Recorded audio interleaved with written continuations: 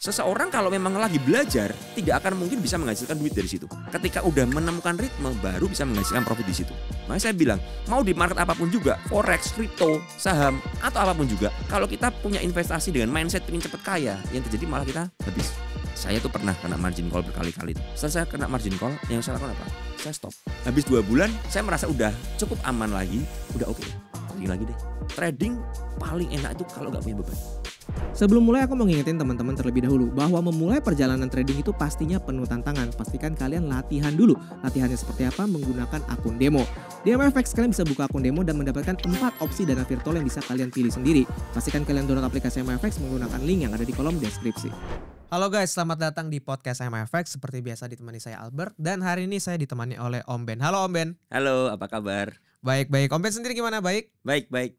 Oke, hari ini kita bakal ngobrol-ngobrol terutama dari perspektif Om Ben nih yang biasanya kalau kita tahu juga investor saham, sering juga sharing-sharing insight soal saham di sosial medianya. Pengen tahu aja sih karena baru di bulan Januari ini kita MFX dan Om Ben melakukan kerjasama, kita ngeluarin sebuah ebook nih, hasil kolaborasi bareng-bareng yang berjudul Catatan Trading Om Ben Memahami Trading Forex dari Mata Investor Saham. Nah, itu yang menurutku sangat menarik dan pengen kita obrolin langsung nih Om Ben. Ya, siap. Dan buat teman-teman yang ingin akses e-booknya, langsung aja download akun demo di MFX menggunakan kode promo BENMIFX. Jadi sekali lagi, kalau kalian mau akses e-booknya juga, ini gratis, cuma buka akun demo aja di MFX dengan menggunakan kode BENMIFX. Oke, mungkin aku langsung aja nih Om. Dari pertanyaanku yang paling simple dulu, karena mungkin kan teman-teman kenalnya Om Ben ini fokusnya di dunia saham gitu ya. Ya.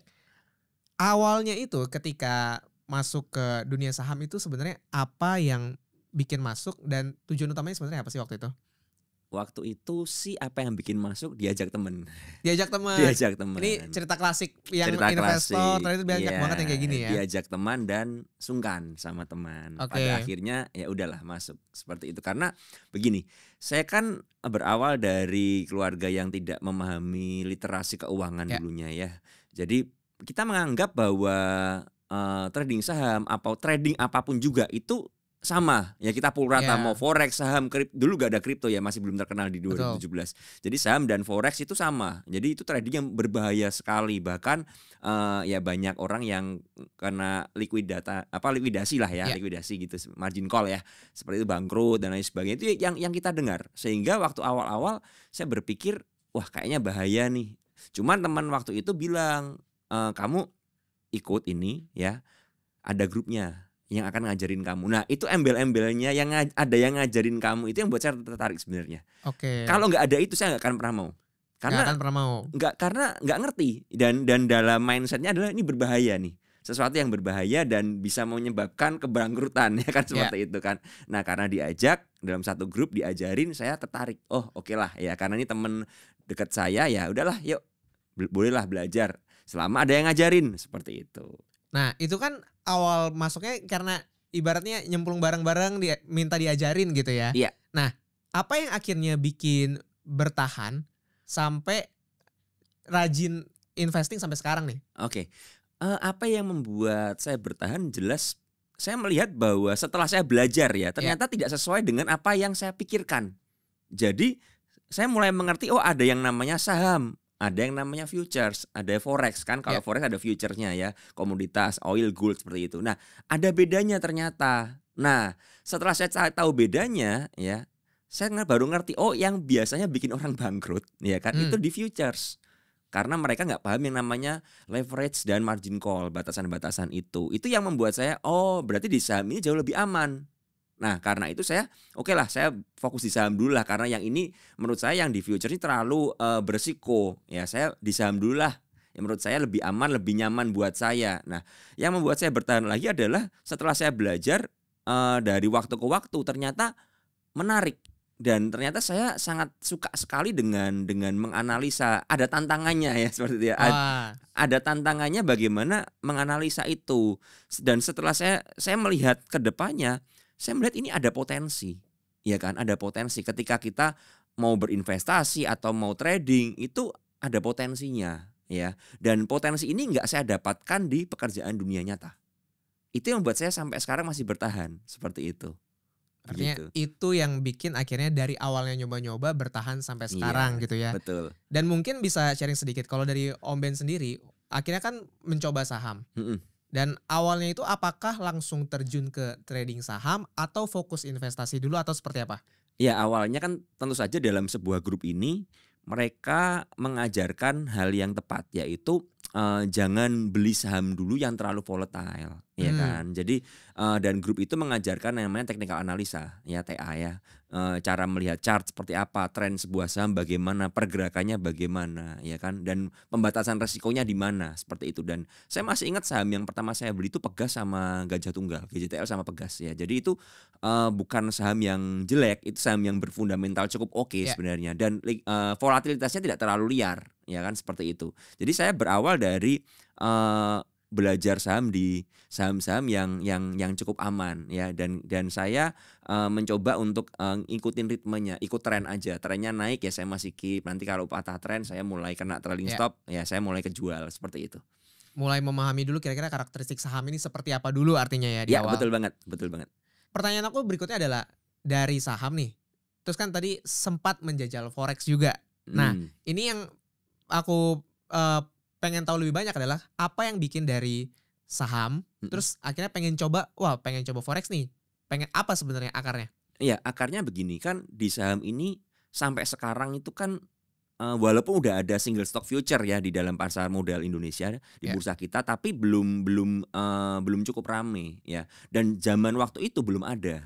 Jadi ketika marketnya lagi terkoreksi ya kan, terkena sentimen Ya. jelek dari US, dari apapun juga ekonominya makronya secara makro itu jelek ya kan. Kemudian harga saham terkoreksi, ya otomatis kan kita tidak memiliki apa ya kemampuan untuk dapat profit di situ. Ya. Ya kan karena ya marketnya jelek kan seperti itu. Ya paling saya melirik kepada penny stock atau saham-saham kapitalisasi kecil atau yang bisa disebut saham gorengan karena biasanya ketika marketnya terkoreksi saham gorengan ini yang rame kan seperti itu kan. Dan dulu di tahun 2018 2019 saya masih ingat itu saham penny stock itu sangat liar sekali. Nah, ketika itu juga saya berpikir di dalam forex itu kan ada market dua arah ya kan.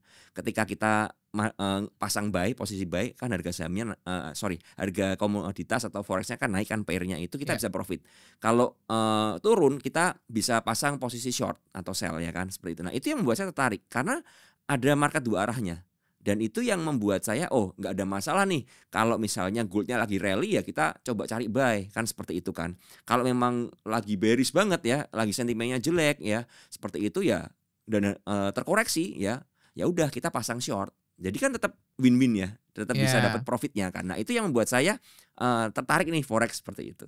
Artinya memang waktu itu market sahamnya lagi lesu, tapi kalau dilihat market forexnya nih meskipun lagi naik atau lagi turun nih ada peluang yang tetap bisa diambil. Itu yang pertama bikin tertarik artinya. Yes, betul. Nah, mungkin pertanyaanku berikutnya, pasti kan ada pendekatan atau cara strategi analisis yang berbeda antara saham dan masuk ke forex. Nah, pertama kali waktu terjun ke forex itu apa yang dirasain? Apakah kaget kah? Ini beda banget atau seperti apa? Iya, kalau kamu ngomong kaget pasti kaget karena kan volatilitas berbeda ya seperti itu kan terutama gold ya kan seperti itu ya. Itu yang membuat saya awalnya ya top up dan margin call.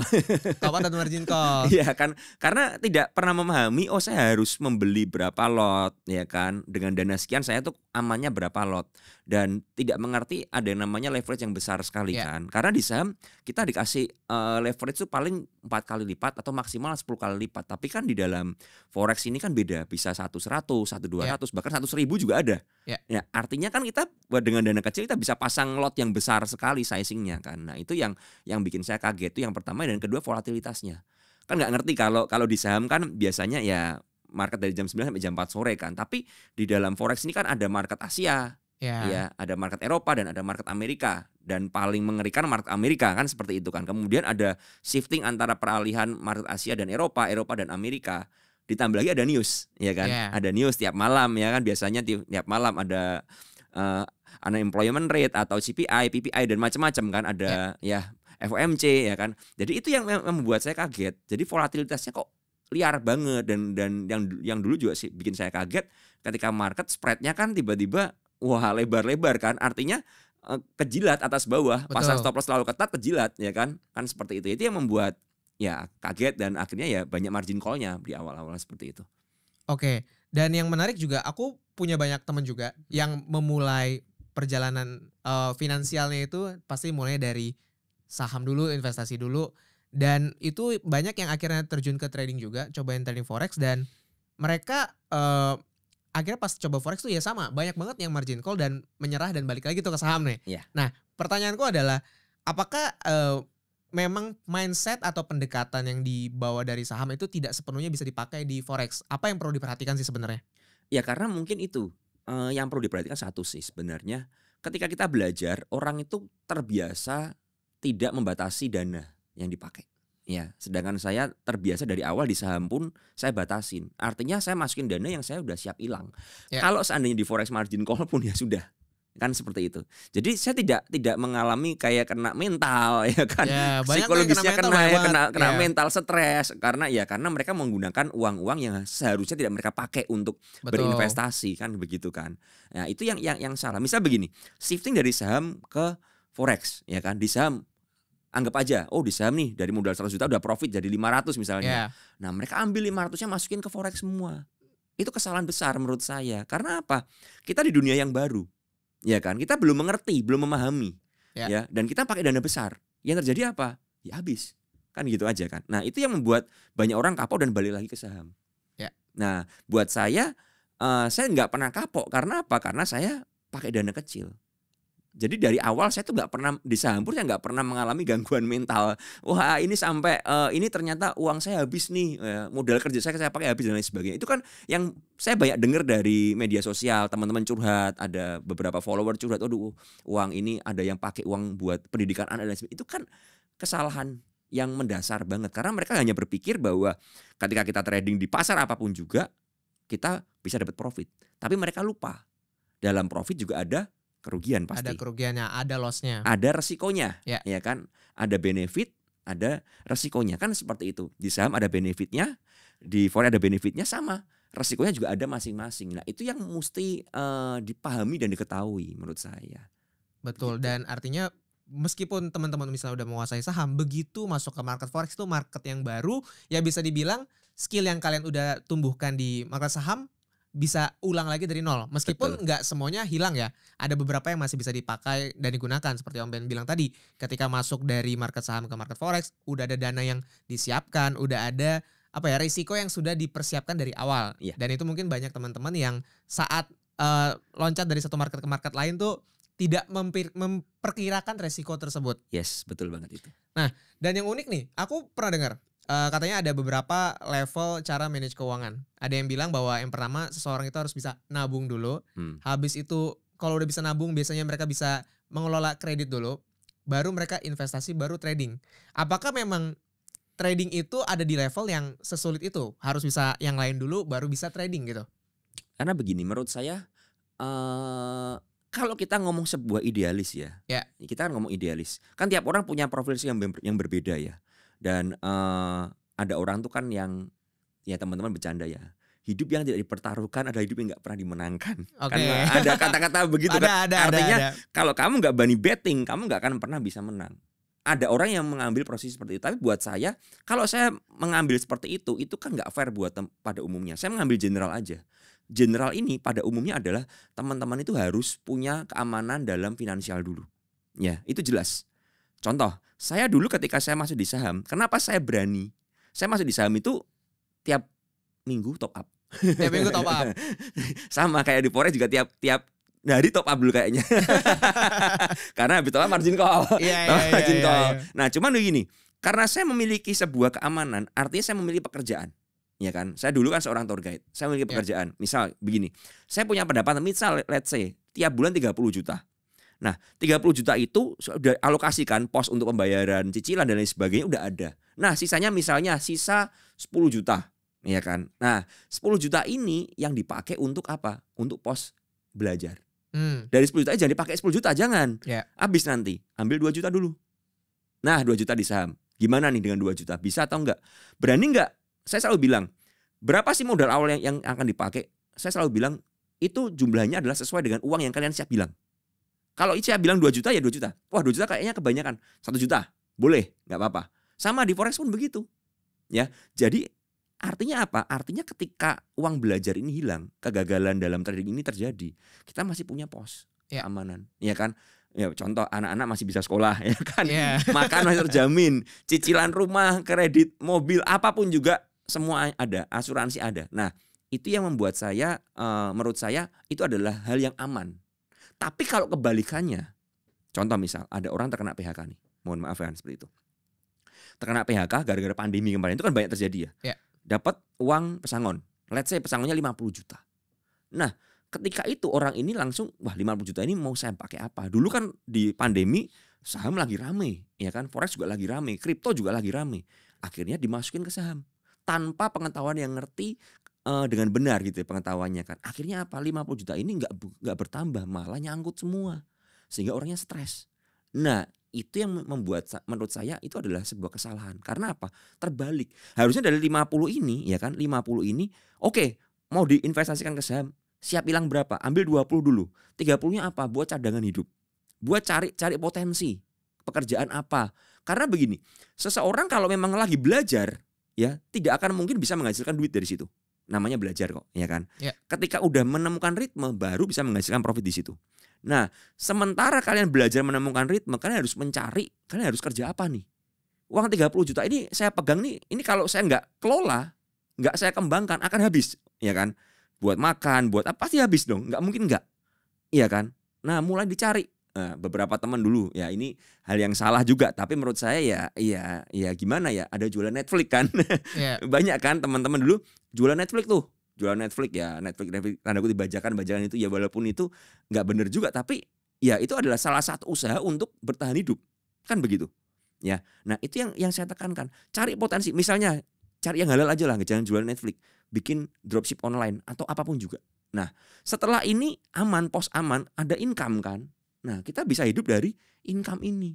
Nah sedangkan 20 jutanya ini apa? Tetap untuk belajar investasi. Ya, tentu dari 20 juta jangan dipakai 20 juta. Ya kan? Orang kan berpikirnya adalah dengar dari teman, wah ada teman masuk saham dulu, saham lagi rame. Gila lo, uang 50 juta jadi 500 juta. Mindsetnya apa? Pengen cepat kaya. Betul. Semua kejadian kayak gitu. Semua kejadian seperti itu. Dan ending-endingnya bukan cepat kaya tapi cepat miskin. Ya kan? Nah ini yang terjadi sama. Jadi mindsetnya ini harus benar dulu. Makanya saya bilang, mau di market apapun juga, forex, kripto, saham, atau apapun juga. Kalau kita punya investasi dengan mindset pengen cepat kaya, yang terjadi malah kita habis. Karena apa? Kita nggak pernah mengukur resikonya. Kita cuma pingin, wah kalau saya masuk 10 juta, saya profit nih 100% jadi 20 juta. Wah saya punya uang 1M nih. Saya masuk 1M, siapa tahu jadi 2M. Bener nggak? Betul. Nah, mereka kebanyakan berpikirnya bahwa masukin sebanyak-banyaknya karena berpikir lebih banyak lebih berasa, lebih banyak cuannya. Padahal ya lebih berasa lagi tuh ruginya tuh. Iya, kalau loss harus siap juga. Betul. Iya kan begitu. Dan aku juga dengar banyak banget sih kejadian di mana yang tadi kayak Om Ben cerita, misalnya kena PHK, dikasih ada duit PHK 50 juta. Itu tuh langsung dipakai semua. Dan itu menurutku jadinya lebih ke mindset gambler di mana dia mempertaruhkan semuanya ya, tanpa ada. Tadi saya bilang hidup yang tidak dipertaruhkan adalah hidup yang dimenangkan kan begitu. Masalahnya ada yang apes, ada yang untung. Betul. Untungnya adalah beginner luck. Iya kan, masuk ke dalam sebuah saham, kebetulan sahamnya lagi digoreng waktu itu. Ada farmasi digoreng, harga KF ya, saham Kimia Farma dari harga 1.000 ke 7.000. Dia masuk pas di harga 2.000. 7.000. Wah, kenyang kan? Nah, taking profit dong. Ya. Tapi nextnya bagaimana? Tidak selalu keberuntungan itu ada, kan begitu. Betul. Dan bahkan aku bisa bilang bahwa mau itu investor yang sudah profesional, trader yang sudah profesional, di level apapun itu ya pasti masih ada ruginya. Dan yang paling penting adalah kemampuan untuk memanage resiko dan kerugian tersebut. Iya, betul sekali. Nah, mungkin yang jadi pertanyaanku berikutnya adalah kalau kita perhatikan gitu ya, kita kan ada di market forex atau saham itu emosi itu sangat penting ya, sangat sering dibicarakan. Kalau Om Ben sendiri nih, waktu itu kan pasti sudah melewati masa-masa tadi sering-sering margin call, sering-sering rugi. Gimana akhirnya sampai ada di tahap bisa memanage emosi dengan baik? Itu seperti apa sih? Ya, itu yang saya tekan adalah kita punya mindset itu nggak boleh cepat kaya. Nggak boleh cepat kaya. Nggak boleh cepat kaya. Yang kedua, yang paling bahaya yang kedua adalah distraksi dari luar, yaitu teman-teman sendiri, ya kan, di komunitas. Ya. Dengan cara apa? Mereka show profitnya, ya kan? Itu paling bahaya sekali. Dan itu yang merusak sebenarnya. Sampai sekarang pun saya masih mengalami, kalau misalnya saya dalam satu komunitas ini ada teman yang profitnya lebih gede, itu kalau saya nggak menjaga, saya akan merasa kalah sehingga saya akan memacu diri saya untuk betting lebih banyak. Ya, Iya kan? Padahal profil resiko orang tiap orang beda-beda. betul. Iya kan? Kan seperti itu. Nah, itu yang menyebabkan kegagalan orang. Nah, semakin orang itu emosional, semakin orang itu tidak rasional. Oke, menarik. Itu pasti. Ya, Iya kan? Nggak rasional apa? Contoh, lihat chart. Orang ini bisa menganalisa chart, ya kan? TA-nya downtrend, turun, ya kan? Atau pair-nya lagi turun nih. Yang dilakukan apa? Udah terlanjur ke buy kan? Averaging down. Averaging down. Terus, karena apa? Nggak rasional. Udah tahu ini turun, kamu lawan. ya, Akhirnya apa? Semakin dalam loss-nya. Iya kan? Sama di dalam forex atau gold. Gold lagi rally nih kan di 27 kemarin kan. Berapa banyak orang yang nge-short? Dengan harapan apa? Masa naik terus sih? ya. Nah, ini loh. Masa ini naik terus sih? Ya. Masa naik terus sih? Akhirnya saya short. Udah nge-short, naik lagi. Wah, ini masih ada potensi. Pasang lagi, sell lagi. Akhirnya kan sell terus tuh. Ya. Sampai akhirnya mentok kan. Top up. Ya. Top up sampai kena limit ya. Di spike sedikit, margin call, habis itu turun. Dan rally ambrol ke bawah. Ya. Rusak gak psikologis? Hancur, pasti hancur. Karena apa? Karena gak rasional. Iya kan? Karena hanya berpikir kalau naik masa gak turun sih. Itu pemikiran yang salah banget menurut saya. Iya kan? Padahal kalau lagi rally, ya kita ngerti kemarin gue rally dari 26 berapa tuh? 26.20, 26.30 sampai 27.20 kan. 1000 pips tuh. Rally dalam beberapa hari. Itu kalau dilawan pakai short, matilah itu. Ya, nggak rasional. Nggak rasional. Harus cari di mana pembalikan arahnya, di mana resist kuatnya, dan menguji resist kuat beberapa kali dengan konfirmasi, baru kita pasang short. Kalau mau nge-short pun boleh nggak? Boleh aja, spekulatif kan. Tapi dibatasi di mana? Kalau udah kena ya udah, jangan dilawan lagi. Biasanya orang udah kena cenderung apa? Penasaran. Kayak judi kan? Betul. Main di kasino, main kalah, main lagi penasaran kan? Masa saya nggak bisa menang? Padahal udah kalah sebenarnya. Nah, Betul. itu udah. Jadi gini, saya udah ngomong. Kalau kita trading atau investasi udah begitu, kita udah pasti kalah. Karena apa? Nggak rasional. Iya kan? Nggak bisa mikir dengan jelas gitu loh saya bilang. Jadi buat saya itu emosi sangat penting. Ketika kita udah emosional, kita nggak bisa rasional. Nah itu pasti akan gagal. Seperti itu. Mikirnya tuh, wah yang ini rugi tapi kayaknya masih bakal berikutnya bisa lagi nih, berikutnya bisa lagi. Itu yang jadinya yang harusnya kita berpikir secara rasional malah jadi mental gambler. Betul. Mau lagi tapi tanpa alasan dan analisis yang kuat. Betul. Itu yang makin bahaya ya sebenarnya. Makin bahaya. Nah mungkin yang menarik ya, mungkin kalau kita berbicara tadi banyak banget orang-orang yang sudah punya pekerjaan juga. Bahkan aku sering dengar yang udah punya pekerjaan yang udah settle, udah bagus. Itu mereka nekat loncat jadi mau itu investor atau trading. Karena menganggap, wah ini tuh bisa jadi pendapatan utama saya. Itu sering banget aku dengar seperti itu. Kalau menurut Om Ben sendiri tuh apakah mindset-mindset yang seperti itu benar atau bagaimana? Jadi begini. Ketika saya kan sekarang memang full time trader, sudah nggak ada pekerjaan ya, kan seperti itu kan. Gara-gara pandemi, saya target pandemi karena pandemi tutup. Akhirnya kan fokus di dalam saham dari tahun 2020 sampai sekarang kan begitu kan. Selama saya mendalami pasar saham, saya menemukan banyak orang yang seperti itu. Karena apa? Ya tadi melihat saya, wih Om Ben enak ya, enak nih kerja jalan-jalan melulu nih. Udah jalan-jalan di sana profit masian, ya kan. Orang selalu berpikir seperti itu, tapi nggak pernah ngerti bahwa dalam semua pekerjaan termasuk dalam full time trader itu ada sebuah resiko. Iya. Saya selalu bilang ke teman-teman, ada yang bilang begini. Follower sering curhat sama saya, Om Ben, saya itu udah punya modal sekian. Let's say lah ngomong, saya punya modal 1 miliar lah. Saya pengen resign, saya mau jadi full time trader. Gimana menurut Om Ben? Saya cuma bilang begini. Kamu pikir baik-baik dulu. Full time trader tidak ada kepastian pendapatan. Saya bilang seperti itu. Kalau memang kamu lagi cun, wah bisa tuh dapat terus ya. Kalau lagi dalam tanda kutip apes, ya, lagi market nggak mendukung atau psikologis kamu lagi lemah, karena kena, kamu nggak akan pernah dapat pendapatan, malah berkurang uang kamu. Kamu siap nggak? Saya bilang gitu. Yang paling bijak adalah sebelum shifting, kamu pastikan bahwa kamu itu mengerti apa yang kamu lakukan. Misalnya mau trading ya udah shifting. Misalnya begini, oh saya udah punya 1 M nih, saya mau resign kalau capek jadi pegawai kan. Cari pekerjaan sendiri, wira swasta. Ya, misalnya tadi saya bilang jualan apa kayak ya, buka toko online, dropship atau apa. Nah, sementara itu kalian punya banyak waktu untuk belajar. Nah, itu yang dipakai untuk trading.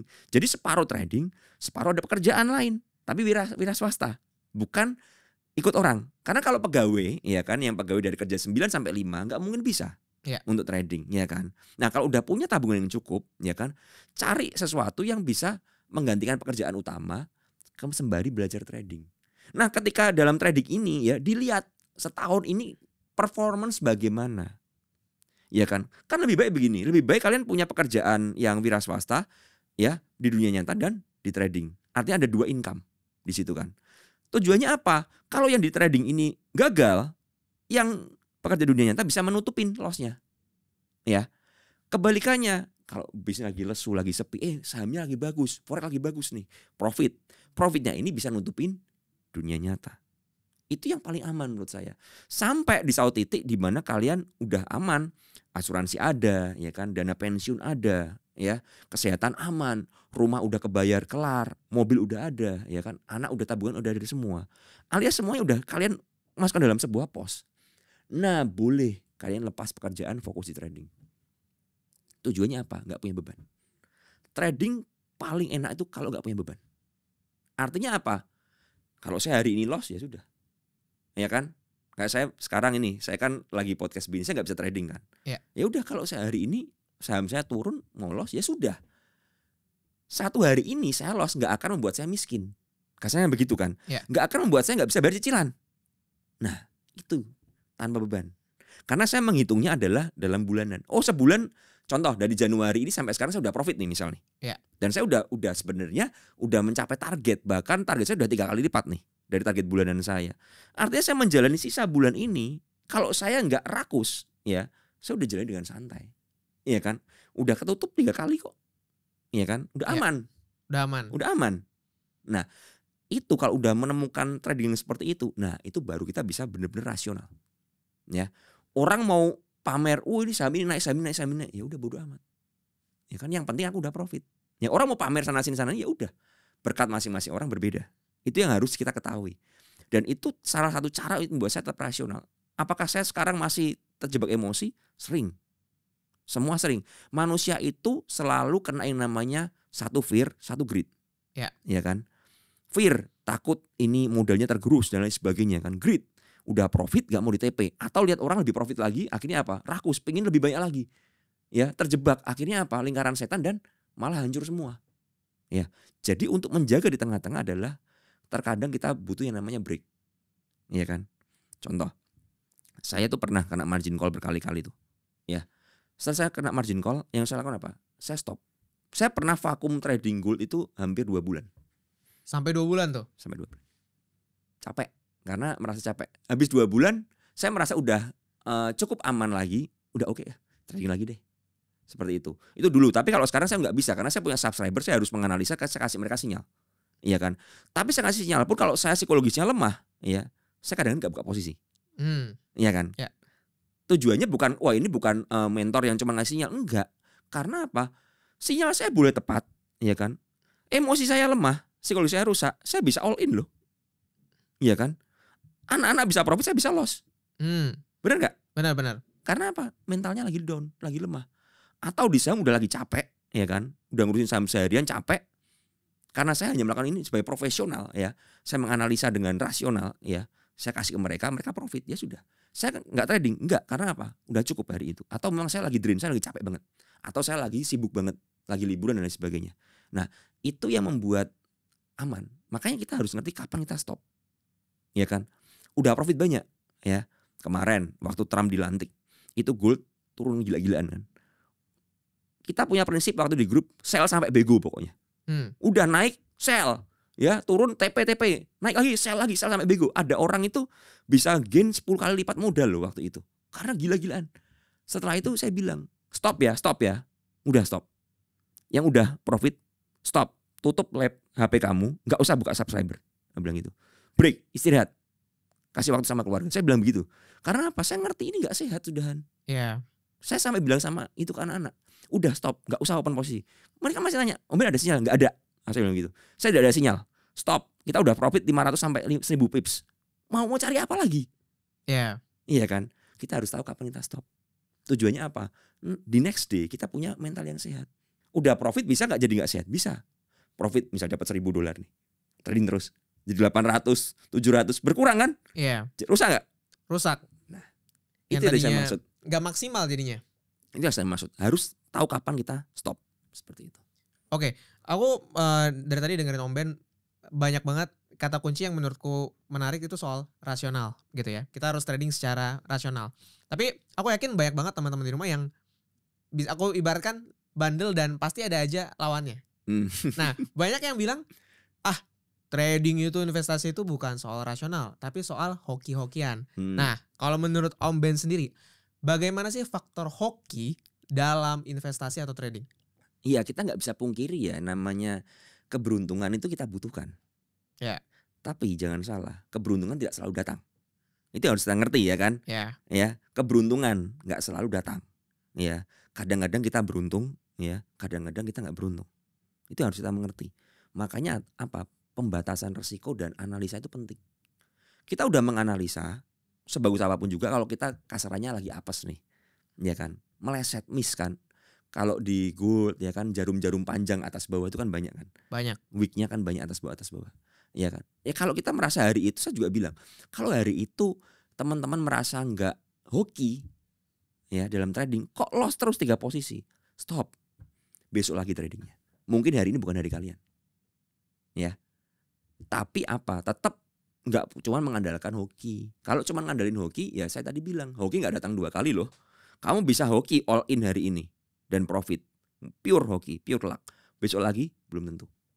Kalau ngomong hoki gimana? Saya sangat setuju. Saya juga pernah kok trading di saham, saya juga hoki. Saya masuk iseng 6 juta waktu itu di harga 20 di sebuah baran.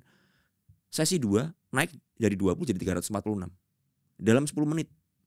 Saya jual dari 6 juta saya profit 90 juta. Saya ngaku itu hoki. Saya ulang lagi gimana? Loss. Karena hoki, iya kan? Nah, jadi menurut saya hoki itu ada. Tapi hoki gak boleh kita andalin 100% untuk apa? Untuk kita cari profit, iya kan? Kita membutuhkan hoki. Tapi di atas daripada itu kita butuh analisa. Dan money management, trading plan. Nah baru setelah itu ya kita berdoa sama Tuhan. Tuhan semoga ini hoki, ya kan? Semoga, saya selalu bilang semoga plan saya ini direstui oleh Tuhan. Sehingga apa? Kita semua profit teman-teman. Saya bilang begitu selalu. Ya, jadi saya nggak mengabaikan hoki, tapi kembali ya analisa di atas segalanya. Betul. Dan bukan berarti hoki itu tidak ada. Ada sedikit bagiannya. Tapi apakah kalau kita lihat orang yang sudah lama di bisnis ini seperti investor yang sudah profesional, trader yang sudah profesional, apakah mereka hoki terus-terusan? Kan enggak juga. Enggak juga. Ada kematangan dan pemahaman dari mereka dalam menganalisis yang bikin mereka bisa survive lama di dalam market. Betul. Itu yang menarik sih menurutku. Dan mungkin pertanyaan berikutnya, ada gak sih dari pengalaman Om Ben sendiri cerita mungkin 2 sisi ya, dari pengalaman Om Ben dalam trading yang menurut Om Ben paling berkesan positif yang Om Ben ingat sampai sekarang, sama yang negatif yang Om Ben ingat sampai sekarang? Kalau positif ya tentu saja profit ya. Ya kan profit. Ya kayak tadi saya bilang saya luck seperti itu berkesan sekali karena ya itu nggak terjadi lagi kan seperti itu kan. Kemudian kalau kita ngomong apesnya ya saya pernah kembali ketika saya mengalami loss, dan lossnya biasanya loss dalam jumlah besar, itu saya tarik garis, ya kan, dan saya menemukan kesimpulannya adalah saya tidak memiliki emosional yang benar, ya, entah saya rakus, entah saya overconfidence, ya kan, entah saya ini mengabaikan resiko, selalu seperti itu, ya. Jadi saya pernah dalam sehari saya loss straight itu gede banget ya di saham ya. Sampai waktu itu saya masih ingat saya lagi di Bali ya bersama teman-teman, beberapa teman-teman begitu, dan waktu itu diundang oleh sebuah sekuritas untuk peresmian kantor cabang di Bali. Bayangin coba, undang peresmian kantor cabang di Bali ya kan, tapi mental lagi ancur-ancuran. Dan ketika itu saya untuk pertama kali, saya sangat suka dengan Bali. Saya pernah tinggal di Bali 3 bulan waktu itu. Untuk pertama kalinya saya mengunjungi Bali, saya cuma pengen pulang ke Jakarta. Saya sangat tidak menikmati Bali sama sekali. Padahal saya suka laut, saya suka lihat sunset, ya kan, saya suka dengar suara ombak. Saya sangat tidak menikmati. Saya cuma pingin saya balik ke Jakarta. Tapi saya nggak bisa karena saya ada kewajiban menghadiri acara peresmian itu, ya kan. Dan itu membuat saya, teman-teman juga nanya, Om Ben kenapa sih wajahnya kecut banget? Akhirnya karena dekat saya ceritain, saya habis begini. Oh ya udah semangat Om Ben ini. Ya itu membuat saya akhirnya ya ini adalah bagian dari resiko ketika saya itu tidak rasional tadi. Ya kan. Dan itu sangat berkesan sekali dan itu membuat saya jangan sampai lah amit-amit saya seperti itu lagi. Pokoknya jangan sampai lah. Ini uang udah ngumpulin susah-susah jangan sampai hilang gara-gara perjudian yang nggak penting seperti itu. Gitu. Oke, mungkin pertanyaanku berikutnya ya. Kalau dari Om Ben sendiri kan tadi memulai dari ikut-ikut teman, terus belajar ikut komunitas. Di titik apa yang bikin Om Ben kayaknya, wah pengen sharing nih, mulai sharing ke sosial media. Karena kan ada perbedaan yang biasa tuh orang tuh banyak banget nih yang udah profit, udah cuan di market, entah itu saham atau forex tapi disimpan sendiri. Nah, apa yang menjadi motivasi Om Ben sebenarnya sharing ke teman-teman di sosial media? Waktu itu awalnya tuh saya hanya iseng, gara-gara kan saya waktu pandemi itu kan saya orang yang tidak bisa diam di rumah waktu itu ya. Karena ketika saya sebagai tour guide waktu itu hidup saya tuh separuh tuh di luar negeri, separuh di Indonesia. Dalam setahun ya. Half-half begitu ya. Saya bahkan saya tuh jarang pulang dulu kan, jarang pulang ke rumah. Nah ketika pandemi kan di lockdown semua tour batal, saya nggak bisa kemana-mana. Akhirnya kan saya kayak orang gila di rumah. Bayangin ya biasanya keluar jadi orang gila kan. Dan saya masih ingat saya Februari akhir itu baru pulang dari Jepang. Februari tahun 2020. Saya masih ingat tanggal 27-28. Itu saya pulang di Jepang itu udah mulai orang ya beli-beli kebutuhan pokok mulai panik kan. Tapi saya hanya berpikir oh ini kan di Cina ya, Jepang kan dekat sama Cina ya, oke lah. Indonesia nggak terdampak lah. Harusnya nggak kena gitu ya. Harusnya nggak kena karena seperti dulu flu burung juga begitu kan. Nah ketika saya balik, setelah saya balik saya masih ingat tanggal 6, 7, 8 lockdown. Indonesia menyatakan darurat pandemi dan seluruh dunia lockdown ya kan, di lockdownin semua, tutup termasuk Indonesia yang tutup kan. Nah ketika itu baru shock, wah nah ini kerja apa, tour harus refund semua ya kan, saya proses refund semua tiket dan lain sebagainya ya, refund ke klien semuanya. Saya project, saya udah ngitung wah ini saya dapat kerjaan bulan Maret nih, Jepang lagi ramean Sakura kan, bulan Maret April lagi rame-ramenya, kemudian ada Mei Juni saya ke NZ ya, Oktober nanti ke Jepang lagi, udah ngitung wah ini profitnya sekian, wah udah pasti di tangan dong ini kalau dijalanin, ya kan, karena kan memang itu pekerjaan saya selama 5 tahun, tiba-tiba hilang, hilang begitu, stres, untung saya punya trading, udah itu aja, untung saya belajar trading, saya tidak menyesal, itu keputusan terbaik saya menurut saya, karena apa, kalau saya nggak belajar trading waktu itu di pandemi, saya mau kerja apa coba, bisa jadi orang gila. Dan waktu itu juga saya trading itu hanya dengan uang, saya masih ingat. Saya tuh cuma punya uang 130 juta. 130 juta saya tradingin. Cepat. Udah, trading. Nah, sembari waktu berjalan, saya merasa kok grup komunitas saya itu banyak teman-teman yang butuh. Banyak orang baru kan masuk kan, belajar. Kasihan mereka juga kena PHK dan lain sebagainya. Akhirnya saya berpikir udahlah saya coba, saya pakai HP waktu itu, saya masih ingat saya pakai HP, pakai HP saya waktu itu Samsung, kemudian saya pakai screen recorder supaya bisa garis-garis chart gitu ya biar gampang pakai spidol begitu kan. Nah saya masukin ke YouTube, analisa 20 saham pilihan saya minggu ini, ya saya bikin analisa gitu, posting YouTube. Itu YouTube saya bikin baru Grace, itu saya masih ingat bulan April saya bikin baru akunnya. Saya bikin akun baru, saya nggak ngerti caranya gimana, saya belajar. Biasanya orang gaptek begitu. Saya biasanya nonton YouTube kan, tapi kan nggak pernah jadi kreatornya kan. Ya, belajar upload, ada upload ya, ini ada restriction-nya, bikin apa, saya bikin masuk. Sebulan saya bikin, ternyata responnya bagus. Jadi video yang asal-asalan itu, ya kan, itu responnya bagus. Nah, udah kan, karena mereka banyak yang mau belajar waktu itu, masuk ke dalam grup saya PPC. Ya kan, PPC itu dari 200 orang jadi 500 dalam waktu 1 bulan, naik 2 kali lipat. Wah, semakin lama berarti kan ada tanggung jawab saya yang untuk mengajarkan, dan ini ya secara kita ngomong secara bisnis bagus dong, good for business dong. Karena ini PPC kan bisa jadi perusahaan juga kan. Ya udah saya tekunin aja terus. Jadi saya berawal dari orang yang saya sebenarnya nggak bisa ngomong loh seperti ini. Saya tuh orang yang gagap dulunya. Masa bukannya tour guide harusnya lancar gitu? Enggak. No. Tour guide itu kan hanya membawa 20 orang. Tapi ketika ngomong di publik itu kan different thing. Ya. Iya kan? Betul. Iya kan? Tour guide itu saya melakukan harus kayak kan saya jelasin gini bla bla bla bla bla. Tapi kan hanya grup tertentu. Ya. Tapi ketika public speaking itu kan hal yang berbeda. Berbeda. Iya kan, harus bikin YouTube, pede kan, bikin konten harus Ya. pede kan. Iya kan? Ngomong sendiri lah gitu kan. Ngomong sendiri kayak orang Ya. gila kan. Iya kan? Nah, itu harus pede, itu saya belajar. Dan ketika saya lihat video saya pertama kali ya di bulan Mei 2020, saya ketawa, ini orang ngomong apa sih? Orang ngomongnya nggak ada nadanya, ya kan? Datar, ekspresinya juga datar, kayak orang lusuh begitu kan. Jadi akhirnya itu yang membuat saya, oh ternyata saya menemukan passion saya yang baru. Oke. Dan passion saya ini adalah sharing dan mengedukasi. Jadi ini yang membuat saya bertahan dari tahun 2020 sampai sekarang. Dalam 5 tahun berjalan di waktu pandemi, saya masih ingat banyak sekali edukator bermunculan. Influencer saham bermunculan. Wow, itu kayak jamur lah. Grup Banyak saham banyak gila-gilaan. Sekarang di mana mereka semua? Gak tahu kemana. Betul. Saya tanya beberapa teman yang saya kenal baik, kok nggak bikin lagi? Ih capek lah. Ngapain? Udahlah kerja lagi. Karena ternyata itu membutuhkan passion. Kalau ada orang bilang, Om Ben cuma jualan ludah.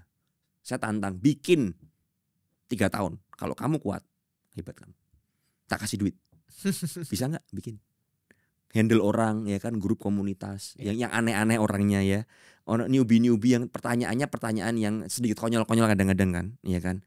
Yang kadang-kadang menyebalkan ya Menyebalkan kan. banyak pasti. Ya kan. Kadang-kadang menjengkel, kadang-kadang yang bikin kita kasihan. Tapi semuanya itu saya udah sampai saya mati rasa. Jadi saya ketemu haters apa, oh ya udahlah. Wajar lah nih orang begini. Jadi udah kayak mati. Karena ya bagian dari resiko saya, passion ya. Kalau ngomong sekarang kita ngomong influencer, saya ngomong sama MEFX begini, ya nanti orang bilang kan, wah ini dibayar MEFX nih paling gini-gini bla bla bla bla. Itu buat saya ya udahlah terserah lu ngomong apa, yang penting kalau aku melakukan dengan hati, orang bisa lihat. Dan apa? Waktu yang membuktikan. Ya kan? Waktu yang membuktikan kok. Ya, 5 tahun, 10 tahun saya masih ada nggak di dunia edukasi ini? Kalau memang masih ada ya, saya melakukannya dengan hati dong. Kalau nggak mungkin dong. Betul. Capek loh. Iya kan? Gak gampang. Makanya saya bilang, kenapa banyak orang yang bisa trading gak mau ngajarin? Ngapain ngajarin anjir? Capek ngajarin lu. Mending gue trading sendiri dapat duit, ngajarin lu emosi ya kan. Kasarnya begitu kan. Yeah. Tapi ketika kita punya passion ya, pingin orang lain berkembang dan lain sebagainya, otomatis kita akan mau ngajarin, mau berbagi. Tujuannya apa? Karena memang punya hati. Sesimpel itu aja. Begitu. Menarik. Dan mungkin yang tadi kita udah berbahas banyak banget. Ada pengalaman Om Ben, ada tadi kita ngomongin tradingnya juga, ada ngomongin emosinya, ada ngomongin money managementnya. Mungkin pertanyaanku yang belum sempat kita bahas, itu dari Om Ben sendiri, biasanya itu strategi tradingnya tuh seperti apa sih? Karena banyak yang berpikiran, wah kalau full time trader tuh strateginya harus begini. Banyak yang berpikir ribet. Kalau Om Ben sendiri seperti apa? Nah gini, kita harus membuat semuanya itu lebih simpel. Ya, saya prinsipnya seperti itu. Jadi kalau bisa dibuat simpel, kenapa ribet? Kan begitu kan. Nah, sama dalam trading. Dalam full time trading itu orang berpikirnya adalah full time trading itu di depan layar, pencet terus buy sell kayak orang gila. Iya kan. Ya saya bilang kalau buy sell seperti itu ya mental kamu yang kena. Duit kamu mungkin banyak tapi mental kamu belum sehat loh. Iya kan. Karena apa? Tekanannya gede pasti pricingnya. Ya, kalau saya sekarang mencari yang namanya kenyamanan aja. Saya kalau teman-teman di dalam subscriber saya ini dalam sehari saya cuma kasih sinyal 1-2. Udah. Sinyal 1-2 kita dapat 50-100 pips, kadang-kadang dapat 200 pips bonus kan. Saya bilang kalau memang naik ya TP bertahap, sisanya pasang SLBEP aja atau SL plus lah kasarannya. Supaya apa? Ini masih naik loh trennya loh. Udah biarin aja sisanya. Ya kan? Buat bonus. Itu membuat akhirnya nyaman. Gitu loh. Ketika udah merasa cukup gimana mau stop ya stop aja. Udahlah stop. Saya menemukan orang-orang yang sukses dan bertahan dalam trading itu adalah orang-orang yang bisa menahan diri seperti itu. Ya, jadi kalau style saya gimana? Di saham juga sama. Ya, ada skalanya saya stop, ada kalanya saya agresif, ya kan. Kalau agresif kepentok ya begitu ya, kasarannya jadi loss ya gimana? Ya break, stop lagi, ya stop lagi, atur strategi lagi, ya kan seperti itu. Jadi tidak melulu harus open posisi terus, enggak. Ya, tidak melulu harus agresif, enggak. Kita harus tahu kapan kita ngerem. Kapan itu agresif. Kalau di saham saya stylenya biasanya saya ada yang saya scalpingin fast trading seperti itu, ada yang saya hold, buy and hold dulu. Ya, hari ini kan di saham kan lagi rame nih saham IPO ya, ada saham Ratu ya kan, ada saham CBDK anak usahanya Pick 2 tuh. Itu kan lagi rame. Ya saya punya beli kemarin, saya simpen. Ini tadi sempat arah kebuka goyang-goyang udah biarin bodo amat saya bilang. Karena apa? Ya saya mengerti bahwa saya udah beli di bottom nih. Ya, udah beli di bawah. Ya paling kalau turun-turun berapa sih? Dan saya mengerti proyeksi kedepannya bagaimana, ya kan? Ya saya udah membatasi resikonya. Nah itu ketika kita ngerti apa yang kita lakukan, kita tuh nyantai, nggak gerusa-gerusu, harus open sana sini. Saya banyak menemukan orang lain curhat sama saya tuh Om Ben, saya tuh udah profit kok selalu loss ya. Coba rekapnya kayak apa? Saya lihat rekapnya. Oh gila nih orang sehari bisa open posisi 20 kali, 30 kali. Wah. Saya bilang, lu ngapain? Ya ini Om Ben, udah profit kan, masih pengen gatel. Nah itu salahnya, harus tahu menahan. Ini trading ini bukan kayak candu gitu loh. Ya trading ini adalah sebuah peperangan saya bilang. Nah ini mindset yang salah. Orang berpikir, ada orang ngomong kecanduan trading lu, ya kan? Kan dulu kan ada orang investor versus trader, ya kan? Ada yang bilang ini trader ini bakal kecanduan dan lain sebagainya. Ya memang benar ada orang kecanduan. Tapi kalau seorang trader yang benar itu mengerti kapan dia stop. Trading itu bukan candu, itu bukan hanya sekedar open and close position. Tapi ini perang. Bagaimana kamu menaklukkan market, iya kan? Musuh kamu kan market, iya kan? Bagaimana ketika kita lihat gold naik begini ya, wah ini bisa nggak kita ambil posisi entry nih? Apa ini harus short nih malah nih? Nah itu kan yang kita harus pikirin. Strateginya bagaimana? Kalau gagal bagaimana? Iya kan? Nah itu yang harus kita ngerti. Jadi saya selalu bilang bahwa full time trader itu harus memiliki yang namanya strategi. Karena kita setiap hari berperang. Beda dengan pegawai. Pegawai nggak perlu berperang. Pegawai hanya perlu dengerin bos kamu. Kalau dalam trader, ya kamu harus ngatur strategi. Harus masuk berapa, sizingnya apa, posisinya gimana, masuknya di mana, range harganya berapa. Nah ini kayak perang. Ketika kamu melihat musuhnya berat, ya kamu mundur, cut loss, iya kan? Jangan lawan, kan begitu. Ya. Nah itu yang saya tekankan seperti itu. Oke, mungkin pembicaraan kita hari ini bareng udah cukup sampai sini aja. Insightful banget, aku yakin juga bermanfaat buat teman-teman di rumah. Dan buat teman-teman di rumah kalau ingin tahu rangkuman pengalaman Om Ben seperti apa, kita udah bikin ebook bareng antara MFX sama Om Ben yang berjudul Catatan Trading Om Ben, Memahami Trading Forex dari Mata Investor Saham. Nah, buat teman-teman akses ebooknya itu gratis, hanya cukup buka akun demo aja di MFX menggunakan kode BENMFX. Jadi sekali lagi pakai kode BENMFX, nanti ebooknya akan dikirimkan langsung melalui email atau WA kalian. Oke, thank you banget Om Ben, insightful banget. Aku yakin pasti bermanfaat buat teman-teman di rumah juga. Nah, teman-teman pasti udah subscribe supaya nggak ketinggalan video-video kita lainnya. Like kalau suka video ini dan komen kalau ada pertanyaan. Sampai jumpa di episode berikutnya. Dadah.